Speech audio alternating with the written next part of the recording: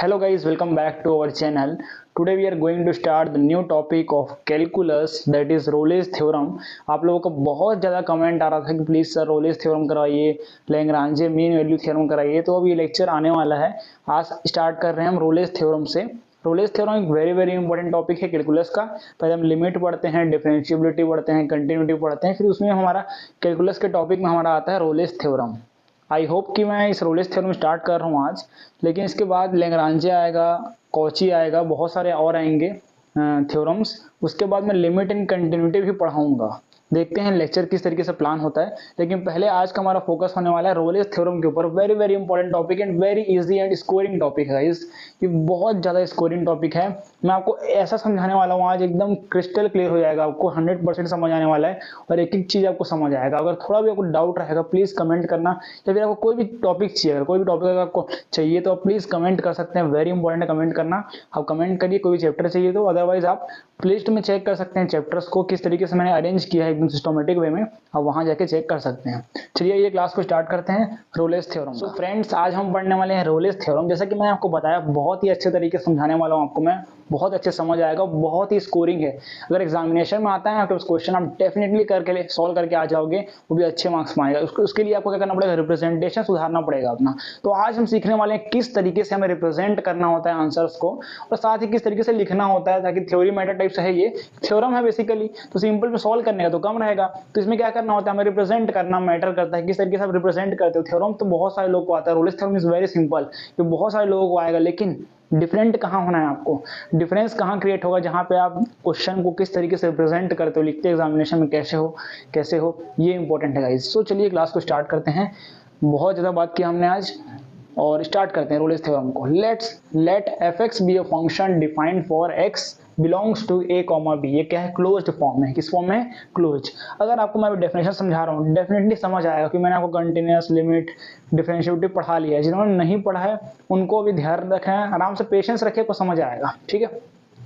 तो यहाँ पे let function be f x be a function defined for x belongs to A comma B such that f x is a continuous at a comma B. मतलब अगर suppose हमने क्या किया, Rolle's theorem का कहना क्या है, कहना बेसिकली ये कहता है वो कि अगर आप तीन कंडीशंस को फॉलो करते हो, सेटिस्फाई कर लेते हो, साथ में यहाँ पे अगर आप f dash is equal to 0 को दिखा देते हो, दैट मीन्स वो रोलेस थ्योरम हेंस वेरीफाइड हो जाएगा कि हाँ ये रोलेस थ्योरम से वेरीफाइड होता है। इट मीन्स क्या, इसका कहने का मतलब क्या है दोस्तों, कि आपके पास क्वेश्चन फंक्शन दिया जाएगा एफ एक्स, ठीक है, और जो कि ए और बी मतलब इंक्लूडेड है। यहाँ पे क्लोज्ड का मतलब क्या होता है गाइस, इंक्लूडेड, मतलब a and b both are included, मतलब ए और बी दोनों को इंक्लूड करना है वैल्यू में, ठीक है। इतना समझिए पहले आप, ठीक है। तो यहाँ पे क्या है, पहले हमें कंटिन्यूस दिखाना है, फिर डिफरेंशिएबल भी होना चाहिए। सेकंड पहला पॉइंट कंटिन्यूस होना चाहिए, and second point is differentiable होना चाहिए।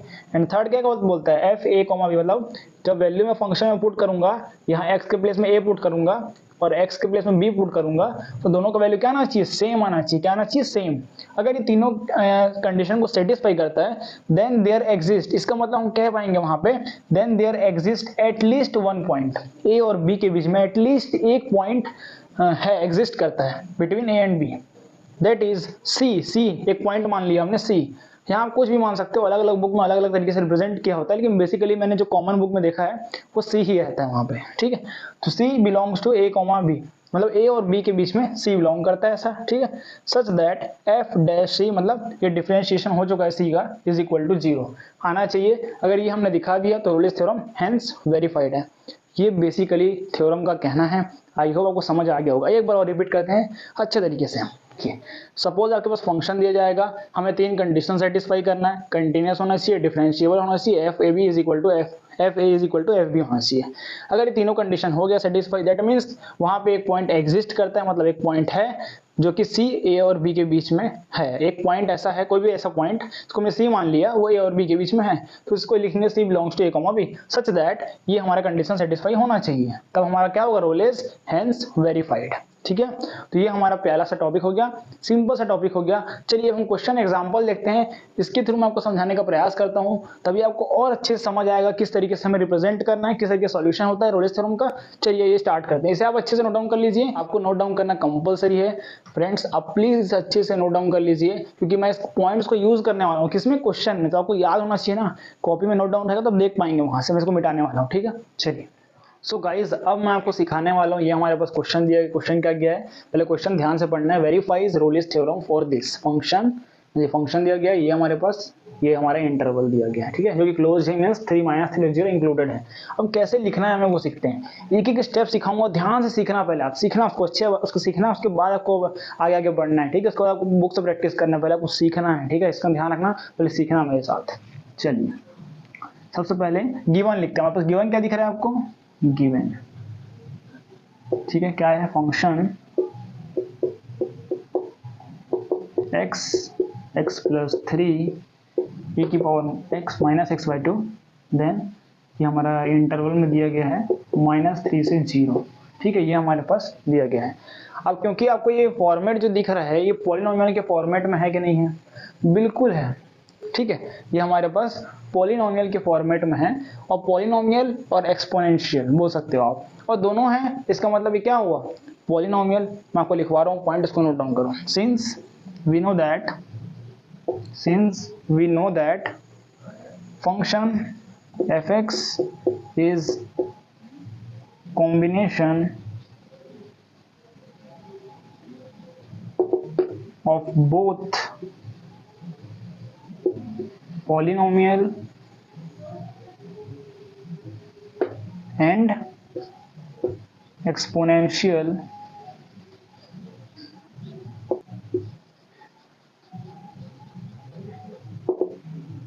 which are continuous, बताता हूं मैं आपको, continuous and differentiable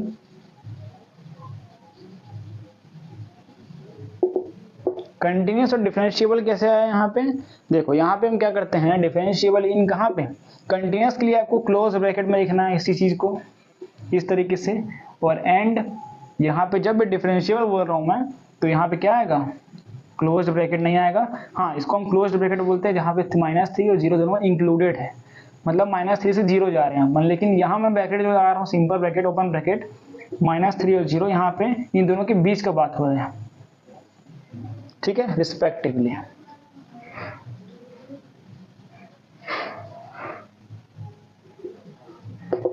सो इस तरीके से पहले आपको लिखना होता है, ठीक है। सो यहाँ से हम क्या कह सकते हैं कि फंक्शन जो है कंटिन्यूस है और डिफरेंशिएबल है। सो यहाँ से क्या हो सकता है, therefore fx is continuous in, कहाँ पे कंटिन्यूस, अलग अलग लिख दो एक बार, इसी के आपको अच्छे से मार्क्स को गेन करना है। fx इज ऑल्सो डिफरेंशिएबल,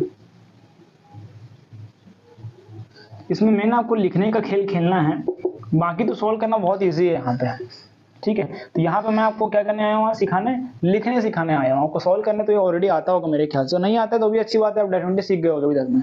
तो पहला कंडीशन क्या था दोस्तों रोलिस थ्योरम में, मेरे सर को पता है, रोलिस थ्योरम का पहला कंडीशन था हमारे पास कि कंटिन्यूस होना चाहिए, डिफरेंशिएबल होना चाहिए, और साथ में fa is equal to f b होना चाहिए। तो यहाँ पे क्वेश्चन में क्या दिया गया हमारे पास, a का वैल्यू -3, b का वैल्यू ये। तो चलिए फटाफट पुट करते हैं, वैल्यू निकाल के देखते हैं क्या आ रहा है आंसर, ठीक है। So let's start. तो यहाँ से f -3 is equal to, put करते हैं वैल्यू, -3 प्लस 3 और a की पावर -3 माइनस क्या हो जाएगा प्लस, तो यहाँ पे तो 0 हो गया, ये टर्म 0 मल्टीप्लाई एनीथिंग इज 0, ठीक है। तो ये पहला वैल्यू आ गया हमारे पास। एंड अब निकालते हैं इसका f 0 का, ये 0 दिख रहा है आपको, बिल्कुल दिख रहा है, 0 + 3 और a की पावर 0/2 इज इक्वल टू 0। सो यहाँ से क्या आया हमारे पास, थर्ड प्रॉपर्टी प्रूफ हो गया, -3 इज इक्वल टू, सो हमने पहला प्रॉपर्टी प्रूफ किया कंटिन्यूस, सेकंड हमने प्रूफ किया डिफरेंशिएबल, एंड थर्ड हमने प्रूफ किया, क्या प्रूफ किया थर्ड हमने, f is equal to f b. तो यहाँ से हम क्या कह सकते हैं कि there exist one point C in between A and B, A and B के बीच में एक पॉइंट एग्जिस्ट करता है हमारा C, means C belongs to A, B, open bracket रहेगा, such that f' is equal to 0। ये हमें आपको शो करके दिखाना है। कैसे दिखाना है अब मैं आपको बताऊंगा, आपको फॉलो करना है स्टेप्स को।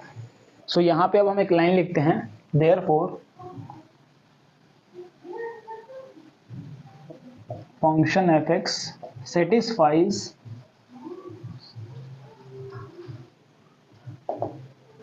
all three conditions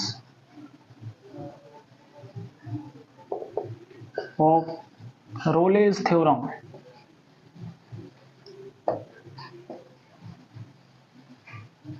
so then there exist, कैसे लिखते हैं उसको, ऐसे लिखते हैं, there exist a point C belongs to -3, 0 such that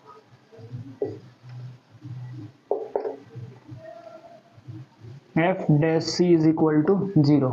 यहाँ तक क्लियर, कोई डाउट नहीं होगा, यहाँ तक बिल्कुल नहीं होगा। क्या किया मैंने, जो भी पॉइंट है इसको देयर एग्जिस्ट बोलते हैं, मैं इसको शॉर्ट फॉर्म मैथमेटिक्स में इस तरीके से लिखते हैं, आपको मालूम होगा अगर आप मेरा लेक्चर फॉलो कर रहे हो तो। इस तरीके से स्टेप्स हैं। तो यहाँ पे क्या होगा, ये देयर एग्जिस्ट है और यहाँ पे सी बिलोंग्स टू एक पॉइंट है, a point C in between -3 to 0 के बीच, such that F dash C is equal to 0। ठीक है, तो यहाँ पे क्या होगा, there exist at least, there exist at least, यहाँ पे एट लिस्ट। ठीक, अब यहाँ पे देखते हैं, अब एफ डैश सी निकालना है, इसलिए पहला स्टेप क्या होगा, पहले आप फंक्शन लिखो यहाँ पे, f x is equal to क्या लिखना है यहाँ पे, एक्स प्लस 3 और ई की पावर -x/2। अब यहाँ हम इसे डिफरेंशिएट करेंगे, सो डिफरेंशिएटिंग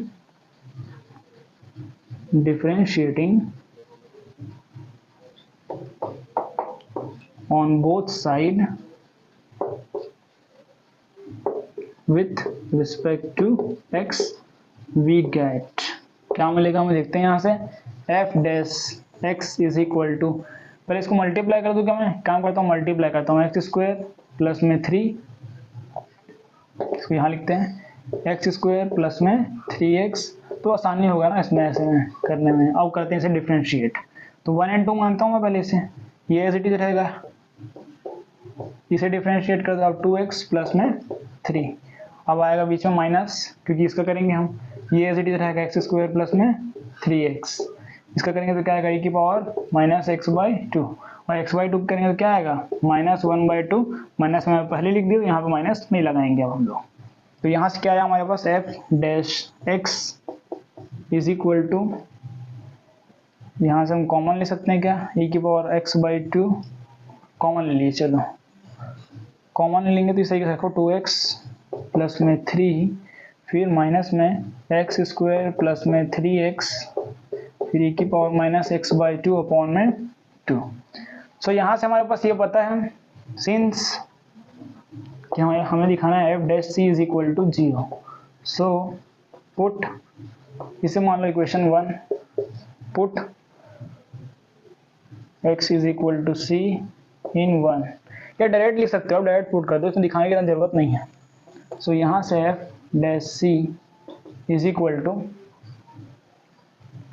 सो यहाँ पे हमें c पुट करना है, यहाँ पे सारे जगह x के प्लेस में, f dash c is equal to 0 रहेगा, is equal to f dash is equal to c 0 put करना है हमें। चलिए यहाँ पुट करते हैं, c/2 2c प्लस में 3 और माइनस c² प्लस में 3c अपॉन में 2 और e की power c/2 is equal to 0 हो जाएगा। ठीक है, यहाँ तक समझ आ गया आपको, कुछ नहीं करना है, बहुत सिंपल सा स्टेप है, आपको बस सिंपल देखते जाना है। यहाँ पे समझ आ गया होगा यहाँ तक, तो आई होप आपको समझ आ गया होगा। ठीक है, तो यहाँ पे क्या करते हैं, सिंप्लीफाई करते हैं, कुछ नहीं करना है, c को बस कॉमन लेते हैं फटाफट, c/2 इसको कॉमन ले लिया मैंने, तो यहाँ पे बचा 2c प्लस में 3, इस तरीके से -c² minus 3c, sorry plus का है, ठीक है प्लस का है, फिर अपॉन में 2 इज इक्वल टू 0। अब यहाँ पे या तो ये 0 होगा, यहाँ पे तो ये 0 होगा, लेकिन ये तो छोटा है इसलिए 0 नहीं होगा, तो यहाँ पे क्या होगा, एक्सपोनेंट 0 नहीं होने वाला हमारा। यहाँ से हमें कुछ वैल्यू मिलेगा क्या, यहाँ सिंपल सा लॉजिक है, हमें c का वैल्यू चाहिए, c का वैल्यू जो आएगा वो हमें चेक करना है कि क्या रोलेस थ्योरम के अकॉर्डिंग इसके बीच में आ रहा है पॉइंट, क्या c जो वैल्यू है ये -3 और 0 के बीच में आ रहा है, जो हम बोल रहे थे एग्जिस्ट पॉइंट सब बोल रहे हैं ना, तो ये पॉइंट क्या एग्जिस्ट करता है, उसके लिए हमें c का वैल्यू चाहिए, बट यहाँ पे क्या आ रहा है c का वैल्यू, ठीक है, इसलिए ये हमारा हो जाएगा नॉट इक्वल टू 0। सो हम यहाँ से कह सकते हैं हमारे पास 2c प्लस में 3 माइनस में c² प्लस 3c अपॉन में 2 इज इक्वल टू 0 है। सो यहाँ से वैल्यू निकालते हैं हम, 2c प्लस में 3 इधर चले जाएगा, ये c² प्लस में 3c अपॉन में 2 को मल्टीप्लाई कर दो, 4c प्लस में 6 इज इक्वल टू सी स्क्वायर प्लस में 3c। तो यहाँ से इधर गया ये आएगा c, और एक काम करते हैं उधर ले आ लेते हैं सारे को, तो सी स्क्वायर ये गया माइनस सी बचेगा यहाँ पे 3c, इधर गया माइनस 4c, तो 3c माइनस 4c माइनस का c, और यह है माइनस 6। अब इसे क्या करना है, मिडिल टर्म स्प्लिटिंग करना है, तो 3 2 या 6 होता है हाँ, इस तरीके से हो जाएगा ये। यहाँ पे करते हैं हम सी स्क्वायर माइनस का 3c प्लस का 2c माइनस 6 इज इक्वल टू 0। अब मैं छोटा लिख रहा हूँ, स्पेस कम है इसलिए, तो यहाँ से देखते हैं वैल्यू क्या आ रहा है, c कॉमन, तो यहाँ पे बचेगा c माइनस 3, और यहाँ पे देखो 2 कॉमन आ रहा है 2, तो c minus 3 is equal to 0। तो यहाँ से हमारे पास c का वैल्यू आ रहा है 3 और c का वैल्यू आ रहा है माइनस 2। ठीक है, देखो यहाँ पे c प्लस 2 और c माइनस 3, तो c का वैल्यू 3 और c का वैल्यू माइनस 2। अब ध्यान से देखो माइनस 3 और 0 के बीच में कौन सा वैल्यू आएगा, 3 आएगा कि माइनस 2 आएगा, आप लोग बताओगे। माइनस 3 और 0 के बीच में माइनस 2 आएगा या 3 आएगा, आप लोग बताओ। माइनस 2 आएगा ना, बिल्कुल माइनस 2 आएगा, सही बोल रहे हो आप लोग। तो यहाँ पे c का वैल्यू आएगा हमारे पास माइनस 2, सो ये बिलोंग करता है, c belongs to minus 3 to 0. There exists a point, then there exists at least one point c belongs to a comma b। तो यहाँ पे माइनस 2 आ गया, c का वैल्यू बीच में आ रहा है दोनों के, सिंपल सा। तो ये hence verified, hence Rolle's theorem is verified, hence इस तरीके से हम कॉपी में लिखना है proper, hence Rolle's theorem is verified। Very interesting और इजी स्कोरिंग टॉपिक है ये, को लिखने का ही नंबर है यहाँ पे, ज़्यादा कोई बर्डन है नहीं आपके पास, लिखने का ही टॉपिक है यहाँ पे, ज़्यादा आपको बर्डन कुछ है नहीं, बहुत सिंपल सा टॉपिक है, आप इजीली यहाँ पे अच्छे सॉल्व कर सकते हो। अगर आपको नीचे का दिख नहीं रहा होगा तो मैं आपको दिखा रहा हूँ नीचे का, यू कैन इजिली सी। अब देखो आपको दिख रहा है कि नीचे का बिल्कुल दिख रहा होगा, आपको नीचे का बिल्कुल दिख रहा होगा, आप क्लियरली से अच्छे से नोट डाउन कर लीजिए। कुछ नहीं किया, सी का वैल्यू बस मैंने फाइंड किया है, और जो कि माइनस 2 में बिलोंग करता है, ठीक है। तो आपने अच्छे से नोट डाउन कर लिया होगा अपने नीचे का। आई होप गाइस आप लोगों को अच्छे से समझ आया होगा, बहुत ही अच्छे तरीके से समझ आया होगा, और आप लोगों ने अच्छे से वीडियो को देखा होगा कंप्लीटली। और साथ ही मेरा ये कहना है कि वीडियो बस देखना नहीं है आपको, बिल्कुल कॉपी में अच्छे से नोट डाउन करना है। आप नोट डाउन नहीं करोगे तो कैसे पता चलेगा आपको, ठीक है।